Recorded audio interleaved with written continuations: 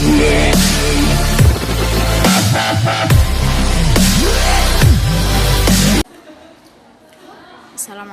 warahmatullahi wabarakatuh. Saya perwakilan dari kelompok 5 akan mereview materi tentang langkah-langkah dalam metode penelitian kualitatif.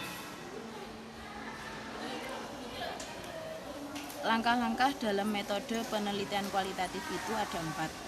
Yang pertama yaitu pendekatan dan jenis penelitian kualitatif. Yang kedua, objek dan sumber data. Yang ketiga, yakni teknik mengambil data. Dan yang keempat adalah teknik menganalisis data. Yang pertama, pendekatan dan jenis penelitian kualitatif. Pendekatan dalam penelitian kualitatif itu ada 4. Yang pertama yaitu fenomenologi, yakni pengumpulan data dengan observasi partisipan untuk mengetahui fenomena esensial partisipan dalam pengalaman hidupnya. Jadi yang dimaksud dari sub yang pertama ini yaitu fenomena yang terjadi. Terus yang kedua, grounded theory. Peneliti bisa menarik generalisasi apa yang diamati atau yang dianalisis secara induktif, teori abstrak tentang proses, tindakan, atau interaksi berdasarkan pandangan partisipan yang diteliti. Yang kedua ini yang dianalisis yaitu mengenai teori abstrak, bagaimana proses, tindakan, atau interaksi yang dilakukan oleh partisipan. Yang ketiga yaitu etnografi, yakni peneliti melakukan studi terhadap budaya kelompok dalam kondisi yang alamiah melalui observasi atau wawancara. Contoh dari etnografi ini misalnya di daerah Ponorogo, itu kan ada kebudayaan Reok Ponorogo. Nah, itu bisa dijadikan bahan untuk penelitian kualitatif. Yang keempat yakni case studies, yakni peneliti melakukan eksplorasi secara mendalam terhadap program, kejadian, proses, aktivitas terhadap satu orang atau lebih. Jadi yang diamati dalam contoh yang keempat ini yakni tidak hanya meneliti satu sampel saja, tetapi beberapa dari sekelompok orang.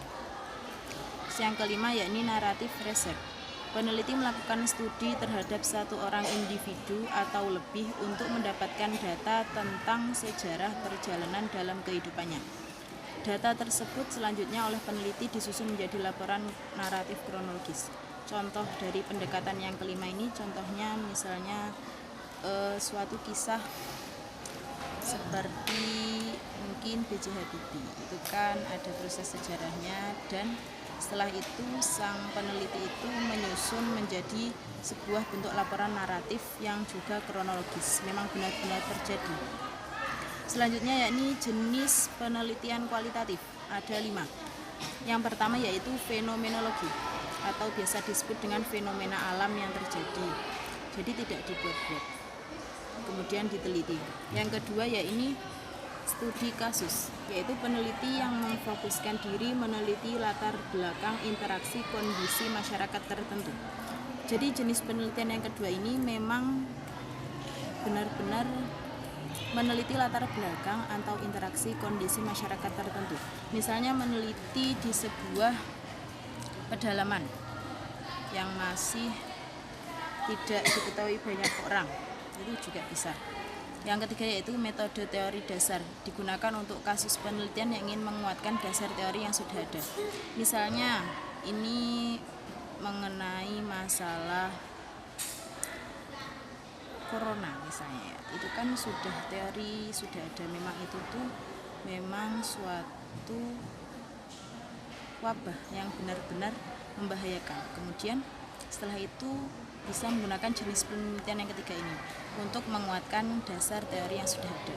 Kemudian yang keempat, etnografi, diperuntukkan untuk mengkaji bahasa, perilaku, atau komunikasi sebuah masyarakat.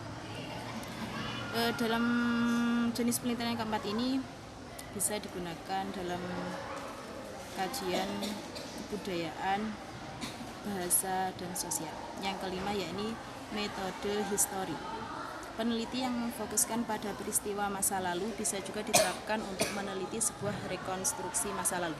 Jadi untuk jenis penelitian yang kelima ini bisa diperuntukkan untuk orang-orang yang meneliti tentang sejarah, mungkin meneliti fosil-fosil atau mungkin yang berkaitan dengan masa lampau.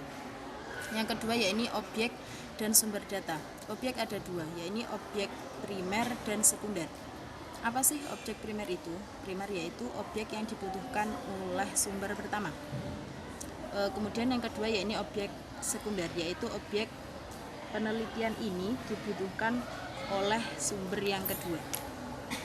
Kemudian sumber data itu ada 4. Yang pertama yakni narasumber atau informan, orang yang memberikan respon atau tanggapan terhadap apa yang dimintai atau yang ditentukan oleh peneliti. Misalnya mengenai penelitian di sebuah sekolah, berarti narasumber atau informannya itu ya kepala sekolah atau mungkin guru FAN yang berada di sekolah tersebut. Yang kedua yaitu peristiwa atau aktivitas, data atau informasi yang dapat diperoleh melalui pengamatan terhadap peristiwa atau aktivitas yang berkaitan dengan permasalahan penelitian. Berarti yang diteliti itu yang berkaitan dengan sebuah peristiwa atau memang aktivitas yang benar-benar terjadi. Misalnya sebuah mungkin acara masyarakat seperti itu. Yang ketiga yakni tempat atau lokasi. Tempat atau lokasi yang berkaitan dengan sasaran atau permasalahan penelitian juga merupakan salah satu jenis sumber data. Mungkin dalam hal ini tempat atau lokasi itu bisa diibaratkan sebuah sekolahan, misalnya seperti itu. Itu kan dijadikan tempat atau lokasi untuk belajar mengajar. Terus kita meneliti di situ, seperti itu. Yang keempat yakni dokumen atau arsip, digunakan untuk sumber data. Memang dokumen atau arsip ini biasanya digunakan untuk acuan yang benar-benar memang valid datanya. Yang ketiga yakni teknik mengambil data. Ada 4 teknik dalam mengambil data. Yang pertama yakni interview atau wawancara. Berarti dalam hal ini misalnya ada seorang mahasiswa yang ingin mengadakan penelitian di sebuah sekolah. Berarti yang diinterview atau yang diwawancara itu kepala sekolah atau guru FAN yang memang benar-benar ahli dalam bidangnya. Yang kedua yakni observasi, yakni pengamatan langsung di lapangan. Berarti kita memang terjun langsung ke sekolah tersebut, kita menganalisis, mencari data secara valid pada sekolah tersebut. Yang ketiga yakni dokumen. Dokumen sebuah tulisan yang memang digunakan untuk teknik mengambil data ini memang dijadikan sebuah sumber untuk mengambil data.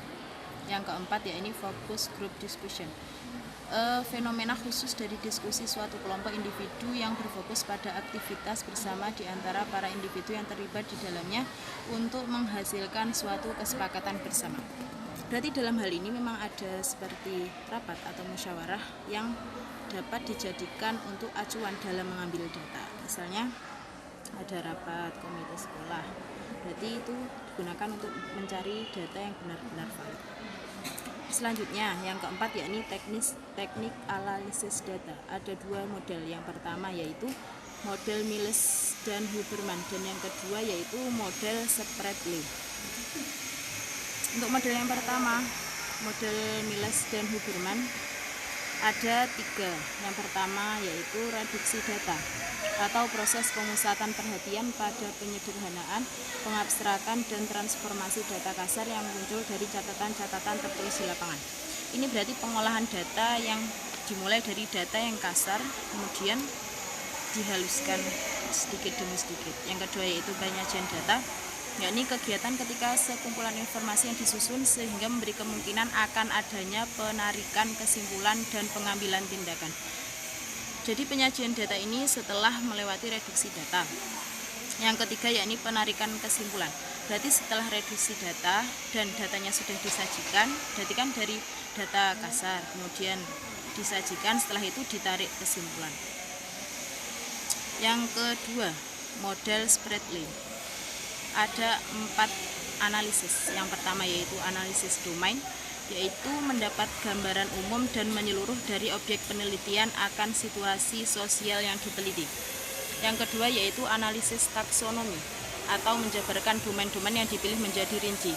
Yang ketiga yaitu analisis komponensial, mencari ciri spesifik pada setiap struktur internal dengan cara mengkontraksikan antar elemen. Yang keempat yakni analisis tema kultural, mencari hubungan di antara domain dan bagaimana hubungan dengan keseluruhan tersebut di dalam tema yang disusun penelitian.